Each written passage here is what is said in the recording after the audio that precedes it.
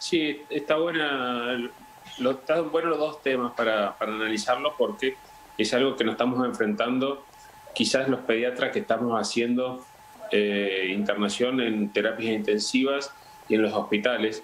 Por eso tenemos que salir a comentar estos cuadros para que el resto del sistema de salud, que quizás no tengan la posibilidad de diagnosticarlos, sepan y estén atentos. La población pediátrica generalmente era una población que se sabía que podía ser de riesgo, pero no había tantos casos de internación, si bien son positivos y transcurren normalmente el episodio agudo de enfermedad inflamatoria de COVID con un cuadro respiratorio, congestión, como la mayoría como un cuadro banal de temperatura, rinorrea y un poco de tos, y que generalmente va acompañado de los positivos de los adultos.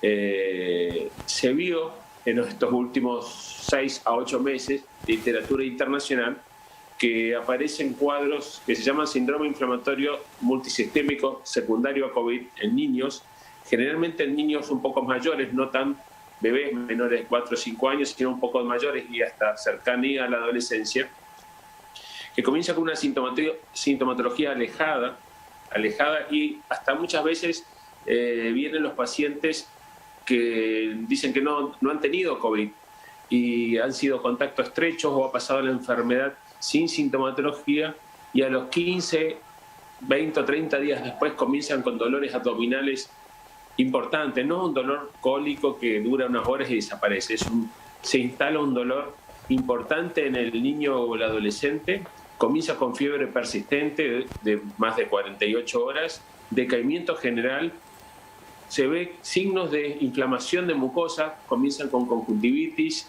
exantema en piel, o sea, lesiones en piel, generalmente en extremidades se pueden hinchar las manos o los pies y comienza a tener un enrojecimiento en lengua y boca. Esta es la respuesta inflamatoria de los síntomas de ese síndrome inflamatorio y que rápidamente el niño comienza a decaer en forma notoria, por lo que muchas veces consultan y ahí es el lugar importante para determinar, porque muchas veces no pueden ver un pediatra que tenga muchos casos vistos en hospitales o leer la literatura, porque aparecen en el interior, en centros de salud con médicos de atención general, o a veces consultan con centros de salud de atención primaria que no hay profesionales. Entonces, esa sintomatología hay que comenzar a cerrarla, porque esta provincia tuvo muchos casos de COVID diagnosticados y muchos casos de COVID no diagnosticados, y que cursaron hasta la sintomatología de la familia o del tío, del primo, o del pariente, pero los niños fueron contactos estrechos y han tenido el virus que pasaron desapercibidos. Bueno, a los 20 o 30 días comienza con este síndrome inflamatorio, que es importante el diagnóstico porque hay que hacer varios estudios. No solo es la clínica, sino hay que hacer valoración de estudios específicos, exámenes cardiovasculares, porque tiene compromiso renal, compromiso cardíaco, compromiso de varios órganos, y hay que pasarle medicaciones como son las gamma-globulinas y los corticoides rápidamente para cortar el cuadro, disminuir la sintomatología y después quedar bajo un control de algunos especialistas como el neumonólogo, el cardiólogo o un pediatra que haga medicina internista, porque hay que seguir la evolución, porque muchas veces ingresan con fallo cardíaco, que es el gran componente de la inflamación post-COVID, la miocarditis o la lesión vascular que trae el COVID en el corazón del niño puede producir toda esta sintomatología y es la que tenemos que seguir. Sí, como decía también esto, ¿no? De lo que es las secuelas, los síntomas que quedan, que también hay que observarlos mucho, y esto se da dando también diferentes factores que, bueno, se desconocen. A diario, bueno, se va descubriendo un poco más y las secuelas, bueno, también son algo que preocupa muchísimo. Sí, generalmente de este tipo de síndrome que es realmente uno que lo vio y lo sigue.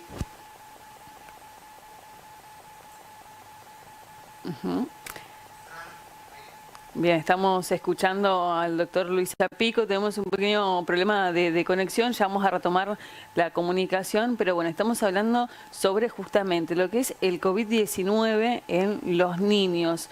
Como decía, como repasábamos, bueno, hay una cuestión en el último tiempo donde, bueno, se desconocía, había posibilidades de que los niños por ahí no contraigan o que no tengan, pero como decía, bueno, sucede frecuentemente, por ahí se desconoce, indican, bueno, estuvo en contacto estrecho un familiar, se cumplió aislamiento, pero no me contagié, y pueden aparecer algunos síntomas que se desconocen actualmente y uno pasa por alto y que son síntomas de COVID-19. También repasando algunos casos que se encuentran actualmente en internación de niños, y también tuvimos casos cercanos de niños que han fallecido con el diagnóstico de esta enfermedad.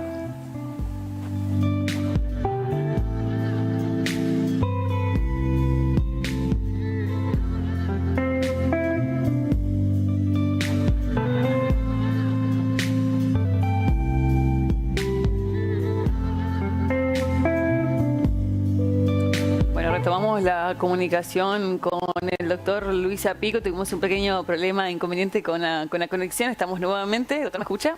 Sí, te escucho, perfecto. Perfecto. Bueno, y lo que habíamos quedado que era importante es que el seguimiento que teníamos que hacer con estos chiquitos, porque después de que pasan el cuadro, y muchos terminan en terapia intensiva unos días y se recuperan después de pasar estas medicaciones, hay que hacerle un seguimiento con la parte respiratoria y la parte cardíaca para ver las lesiones que pueden ser parciales o temporarias o permanentes, y esto es lo que en la literatura internacional ha reflejado en los últimos 6-7 meses los artículos del compromiso cardíaco en algunos niños que han tenido contacto, infección con el virus del COVID. Así es. En casos también que preocupó muchísimo, la verdad es que un hecho muy lamentable fue lo que ocurrió en la provincia vecina de Formosa hace algunas semanas atrás, donde se conoció que había fallecido un niño de 8 años porque, bueno, ser atendido a tiempo. Padecía de esto, y lo primer recurso que asistió la familia fue a un curandero, se podría decir en palabras, bueno, palabras típicas, como se lo nombraría, y debido a esto, bueno, también habría fallecido porque tenía un cuadro ya grabado también aquí en nuestra provincia del Chaco, un caso también de un niño con desnutrición que había fallecido por COVID-19. Estos patrones también, en cuanto a lo que es desnutrición, puede agravar muchísimo más lo que es el síntoma de esta enfermedad. Sí, ahí hay que diferenciar dos cosas. Los pacientes, aunque estemos en época del COVID, y siguen ingresando por otras patologías a los hospitales. Con respecto a este chiquito que hemos tenido, el de Formosa no conozco, pero el del hospital pediátrico sí. Cuando un niño viene desnutrido, puede ser por falta de aporte nutricional, por económico, por zona marginal, pero otra parte de la desnutrición en niños, porque estos niños tienen una patología secundaria que le produce ese tipo de lesión. Obviamente que el hospital pediátrico tiene muchos chicos con patologías importantes que los llevan a una desnutrición, porque muchas veces no se pueden nutrir por problemas digestivos, por mala absorción, por pérdidas por cirugías. Entonces, hay muchas patologías crónicas de niños que ingresan del interior con agravamiento por cuadro de deshidratación, desnutrición, oclusión intestinal, que vienen positivos. Entonces, muchas veces fallecen por la causa secundaria con positividad de COVID. No quiere decir que el virus haya hecho un efecto respiratorio como nosotros vimos en adultos, o haya hecho un síndrome inflamatorio sistémico como vemos en chicos sanos. Este chico falleció por una causa de desnutrición de una patología secundaria con COVID, pero no el COVID ha producido este desenlace. Eso para aclarar, porque uno quiere llegar tranquilidad al sistema de salud provincial.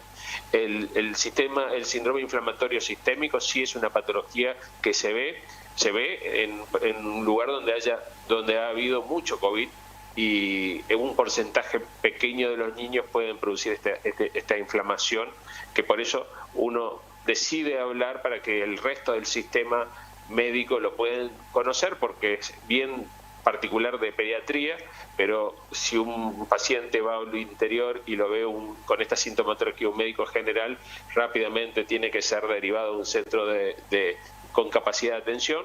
El hospital pediátrico es uno, entonces hay que comenzar rápidamente un tratamiento con gamma globulina y corticoide, y realmente la mayoría de los chicos que entraron por esta patología se han resuelto, y después hay que seguirlos porque tienen compromiso cardíaco que mejora en el tiempo. Sí, realmente como decía, y como siempre reitero y siempre reiteramos, es siempre acudir a un profesional, ¿no? Y también ante la primera sospecha, tratar de acudir a un profesional para descartar cualquier posibilidad y poder ser atendido a tiempo. Por último, le consulto en cuanto a su perspectiva, en cuanto a lo que es la vacunación contra el COVID-19 para los adolescentes. Ahora, bueno, estamos en un proceso que ya va a comenzar con la vacunación de niños de entre 12 y 17 años. Y bueno, posibilidad del esquema de vacunación para menores. ¿Cómo ve este panorama? Yo creo que esto es algo muy bueno que va a pasar en nuestro grupo menor de 18 años, pero hay que ser muy cautos, muy correctos. Lo mejor que hay que hacer es vacunar a la población adulta con 2 dosis, porque con eso evitamos rápidamente el contagio. No se olviden que nosotros recién vamos a poder vacunar una población de 12 a 18 años, pero los menores de 12 años no está todavía internacionalmente avalado por diferentes comités para vacunar. Entonces, para ese grupo y para el resto de los chicos que no tienen comorbilidades, nosotros tenemos que decidir tomar a los adultos mayores de 18 años con 2 dosis a toda la vacunación máxima posible de la provincia. ¿Para qué? Para evitar el contagio y para que no se nos infecten nuestros chicos. A partir de ahí, de 12 a 18 años, tenemos que tener una capacidad de una vacuna aprobada para darle a los chicos que tienen comorbilidades. Por ejemplo, un niño con una enfermedad intestinal crónica tiene que ser vacunado. Un niño con una enfermedad oncológica ya en remisión y tratada tiene que ser vacunado. Para más adelante se tendría que ampliar el esquema a niños en general, pero inicialmente los que tienen comorbilidades. Pero siempre fundamental, ese grupo tiene que ser avalado muy posiblemente por un especialista o por un pediatra, pero lo más importante es que la provincia alcance un porcentaje alto de vacunación con 2 dosis para el grupo mayor de 18 años. Con eso cae notoriamente la infección en los niños. Por eso es importante, y creo que es lo que se trató en el COFESA de ayer, que el mes de agosto va a ser la característica de la vacunación de la segunda dosis, o sea que cumplir el esquema de tratamiento cuando hay personas que todavía pasaron 3 o 4 meses y todavía no tienen la segunda dosis, son esquemas insuficientes y que creo que hay que hacer la fortaleza en ese grupo para la segunda dosis, y en los niños de 12 a 18 años que tengan enfermedades hay que aplicarles la vacuna. Así es, algo imprescindible, como decía, también es algo de los ejes principales que se está proponiendo el Ministerio de Salud de la Nación, bueno, al COFESA, poder terminar con lo que es la vacunación de la segunda dosis a adultos mayores y también iniciar con los adolescentes. Aún está avanzando la investigación. Las vacunas siguen en estudio, se van desarrollando también para poder ampliar a toda la población mundial. En este sentido, ¿cree que es posible tener una vacuna pronto para pediátrica? Sí, yo creo que ese es el camino. Hasta hace un año atrás pensamos que la vacuna era una cosa de futuro. Nosotros como médicos siempre, cuando venía una pandemia y la de la gripe aviar y la influenza, 2 o 3 años después recién tuvimos una vacuna. Esta vacuna ya está, ya gran parte de nuestra población provincial y nacional ha recibido el primer esquema, la primera dosis, muchos recibieron la segunda y ya se está abriendo el panorama para 12 y 18 años, o sea que creo que es el camino, y lo más importante sigue siendo que se vacune, conseguir un alto porcentaje de vacunación en adultos, con morbilidades y sin morbilidades, y seguir cuidándonos, porque se ve que en lugares como Estados Unidos o algunos lugares de Europa, a pesar de la vacunación, que se ha liberado un poco los cuidados, volvieron a restringirse por la variante Delta, que creo que infecta más, contagia más, pero por la vacuna uno puede convivir sin mortalidad, que es lo más importante.